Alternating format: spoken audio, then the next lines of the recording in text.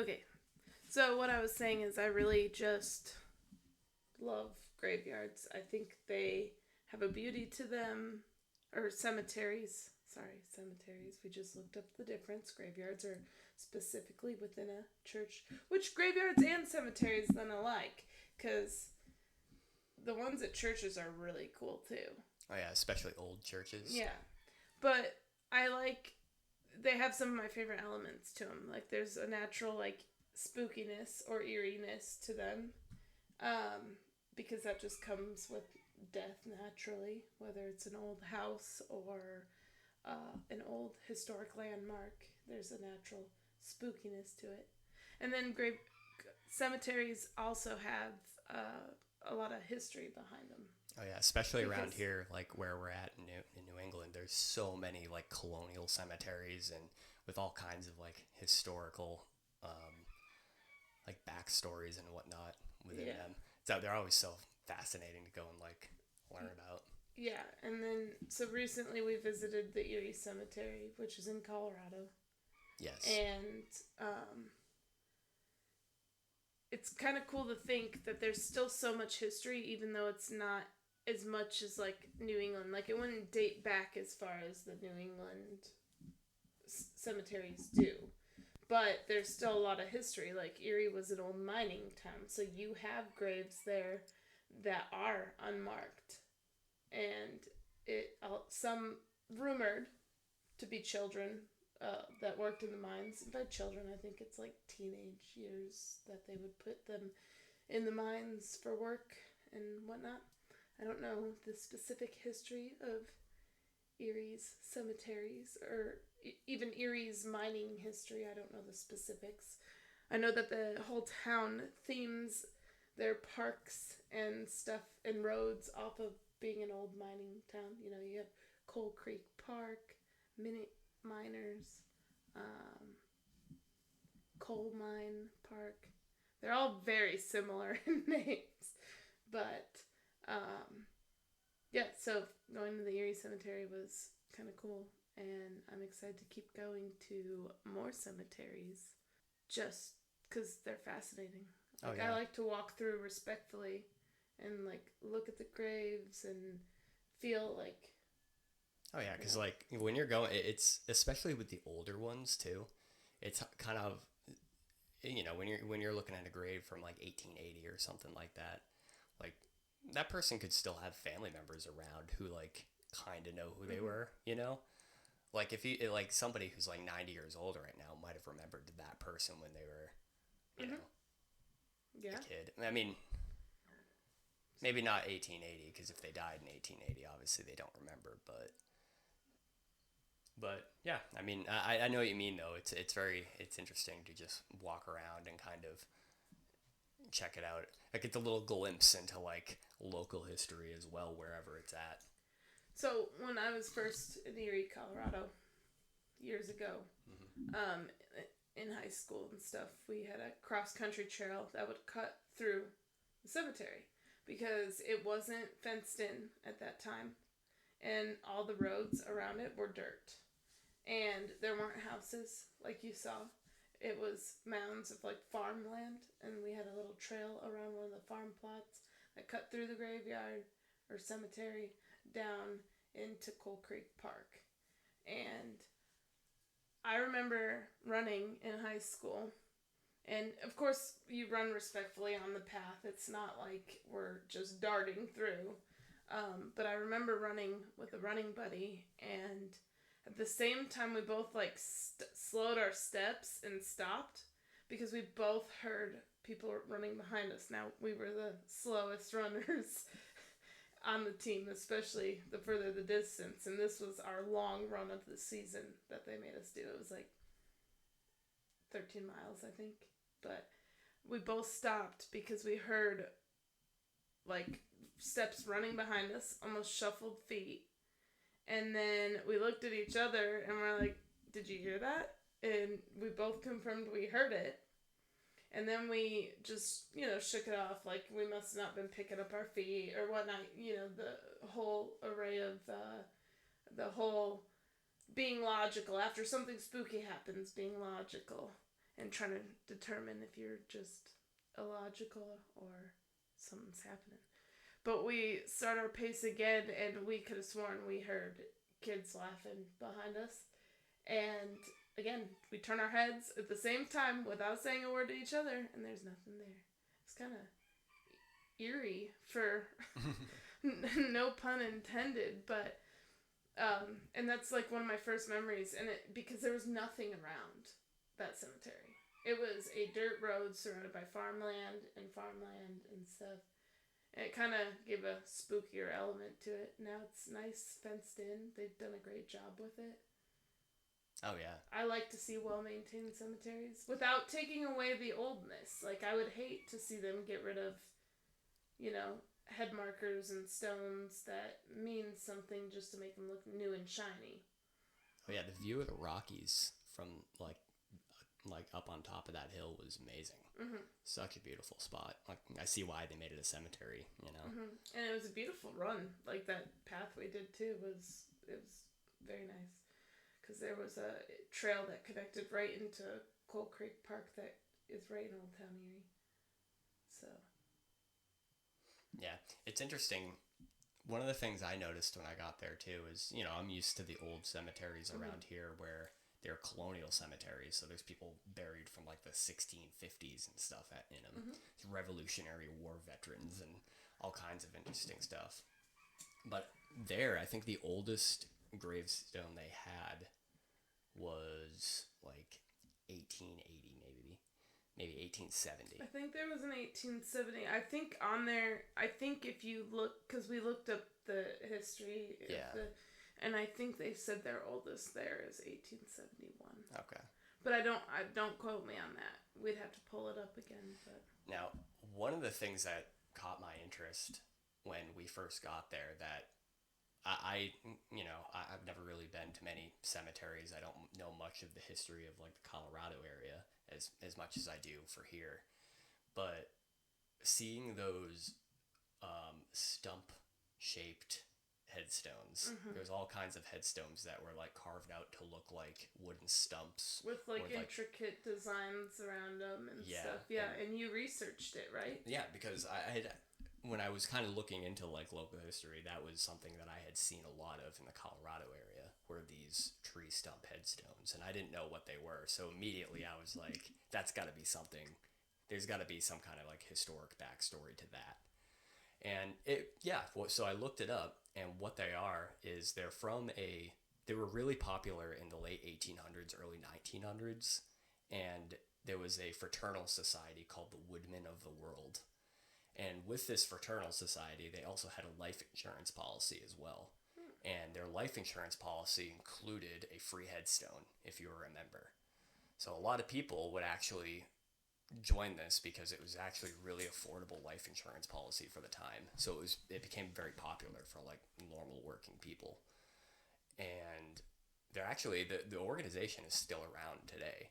They still have like life insurance. They have a website you can go on and whatnot, but that's what all of these like tree style headstones were the Woodmen of the World. It was their gravestones that were included in their life insurance policy. And they're actually pretty exclusive to like the West, Nebraska, Colorado. There's some in the South, but it's mainly like a West thing, which is why I've never even seen or heard of them until now. But yeah, so that's what I had figured out. If I wanted to be buried, I think that'd be an awesome marker. Yeah. Like if when I go I wanted to be buried, I mean, I don't really have a desire to be. Honestly, I think if we have future offspring, that's for them to decide how they want to memorialize us, for lack of a better term. I know you and I always joke about throwing each other in the trash. Oh, yeah. But to quote Danny DeVito. They're very unique headstones for sure. Like, I see why people would want them. And remind me, when you were reading on this, they weren't like it was for anyone. It wasn't like you had to be of a denomination or... Yep, so the fraternal order didn't have any kind of like restrictions as to who could join. You could be any religion, any race, whatever. Mm-hmm. So it was, and it was very affordable. So I actually have the name of a guy Because when you walk into a cemetery, while you're looking that up, when you walk into a cemetery, you see a lot of similar. You see the crosses or the normal headstones, either the flat ones or the old round ones that stand upright. And they might have like the prayer hands or a cross on them, but you generally see. Yeah, it'll have like some kind of religious imagery. Yeah. Usually. Yeah, Joseph Cullen Root was the guy who started the Woodmen of the World. And yeah, he started it mainly because he knew a lot of families that had lost like the breadwinner, and they were kind of unable to afford like burials and stuff. So he made it specifically at first he made it for them to kind of like give them an affordable alternative for life insurance when, they're the man of the house or the breadwinner died. Now, what was his name? His name was Joseph Cullen Root. And what was the name of the Woodmen of the World? That's kind of cool. Root Woodman. Yep. Joseph Cullen Root. Very interesting. Nice. Now, we were just talking about religious imagery, too.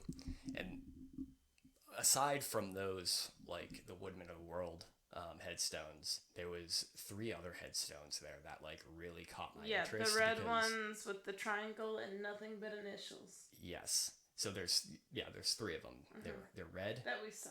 They had some kind of triangle emblem on it that had a CFR, and then they had initials. No date of birth, no date of burial, just initials, not even a name. So of the 3, 2 of them had the triangle emblem that had the CFR on it, and then one was smaller with just initials. And a triangle. I had the. No triangle. Just it was. I saw 3 with a triangle. Maybe I at least the ones that I saw and got pictures of, but so I've never seen that emblem before. And, around here in New England, you see all kinds of like interesting emblems on the stones, and there's pretty good like historic documentation of what those things are. Yeah. So I immediately started researching these because they stood out to me. It was weird that there was no name on it. It was just initials. And they weren't together either. They were in different spots in the cemetery. So I kind of figured, I was like, okay, well maybe it's a religious thing. Maybe it's a fraternal order. Because there was one, the Woodmen of the World, but there was also stones with like Freemason imagery as well. So I figured possibly it's some kind of fraternal order that they had there. And can you just briefly go over the Freemason again? Yeah, so Freemason, that's a pretty big fraternal society. That's a huge one today as well. They've been around since the 1700s. A lot of really notable people were Freemasons, founding fathers, and even into today, there's all kinds of people. Oh yeah, like you worked with a. Oh yeah. Gentleman who was. So they have Freemason lodges all over the place, but so a lot of these headstones had the imagery of that on there. So I figured maybe it's a. And those you see everywhere because, like you said, Freemason is still very. Now, what got interesting is when I started doing research into these headstones, because what I did was I went onto the town website and you can actually look up like the burial records of the cemetery, and what I found is 2 of the 3 they had no records for, so it's most likely, as we mentioned at the beginning, there is a certain amount of unmarked and unknown graves there. So it's unmarked and unknown. So these ones might be unknown ones because there was one that had a JH initial, and then I forget what the small one was, but there was no record for that one either. They did, however, have a record for the one that had a W. Let me see. I forget what WCB was the initials on it. And the records that they had on there, they didn't have a full name, but they did have a burial date. And the burial date was 1902. I think it was January 1st. But, so I was like, okay, so there was a little bit of information somewhere on, like, what this is. But that's all I could find. Like... Did the 2 that had the same 3 letters around the triangle, did you ever find out what those 3 letters meant? So that's where I started going to next. Because really what I was trying to do is my investigation. I was trying to figure out what this emblem was because I had never seen it before. Mm-hmm. Google images and Google searches were turning up nothing. Yeah, I remember doing it too. So finally I started looking, and then I couldn't find anything for fraternal orders, so then I started going to like religious imagery. And typically with triangles, It's usually that's the Holy Trinity. And so I was trying to figure out if there was any Holy Trinities that used CFR. Now, I couldn't find anything specifically for that, but if I'm speculating based off of like what I do know about it, just observing it, I do think it's a Holy Trinity. I don't think it has anything to do with fraternal probably just order. Simplify. And the reason I think that is if you just Google image any kind of like Holy Trinity, the Father is always at the top of the triangle. So the Son, the Father, the Spirit, and then if you look at some other ones as well, right here, Son, Father, Spirit. So the Father is typically at the top, and in that CFR triangle, the F is at the top, just like in the Holy Trinity. So maybe, given it's late 1800s, early 1900s, maybe there was some other like word that they used, like maybe, because I've also heard some denominations of Christianity say like the Father, the Son, the Holy Ghost. Or Holy Spirit. Or the Holy Spirit. So maybe I was thinking the C and the R, maybe they used different words for like maybe it was like Christ, Father, resurrected. I don't, that's just a complete guess. I don't know. But I figured maybe there's probably other words that they used for the C and the R, and that in fact emblem is just a Holy Trinity. But yeah, I mean, it was very interesting to say the least, and it definitely, for whatever reason, caught my attention the most of everything. And I think the mysteriousness of it was really what like drove me to try to figure out what it was. But yeah. So there was a site there, switching subjects slightly. There was a site there that like I was walking on the path between the rows, and I felt this immediate halt. And yeah, I don't want to go into too much detail what the site looked like, just because I want to be respectful. But it was unmarked. And I just felt this immediate halt, like this pull to like just stop and observe it longer. And this is going more into like a supernatural aspect of things. Not everyone's, big into superstitions or even believes in ghosts and stuff. I do. I'm very, I do believe that there are restless spirits, or maybe just something we don't understand that's beyond death. What if it's not so black and white? But and it's funny because you, who aren't someone who's naturally superstitious, also felt this almost daunting feeling around the same site. Yeah. So I know you said you didn't want to describe the site, but I mean, we have a picture of it. It's going to be on it anyway. But also, when you Google Mount Pleasant Cemetery, Erie, Colorado, this specific site comes up many times on Google Images. So this, I think, is one of their main. There's some kind of history and backstory to this, which I couldn't find much about. But either way, it is definitely one of the main sites that people see when they go here. And it's interesting because it's marked, but it's unmarked. Yeah. There's no headstone, but it's clearly marked out. It's fenced. It's fenced in. With an old fence. And the old fence and old posts that are leaning, and overgrown foliage in between that. Yeah. It makes me wonder too, because obviously that fence has been there for a while. Mm-hmm. So obviously it has some significance or importance to uphold, but yeah, but I want to go into, instead of, I want to know what your feeling was, just, and there must be a reason it's the most photographed. Yeah, and that's kind of where the cemetery. Yeah, that's where I was kind of going with that. I I mean, I didn't have any like crazy significant feeling. Like, I mean, I think I kind of did there, but it was also, I might have just been feeding off of your like uneasiness. But for me, like looking back now, it was nothing remarkable.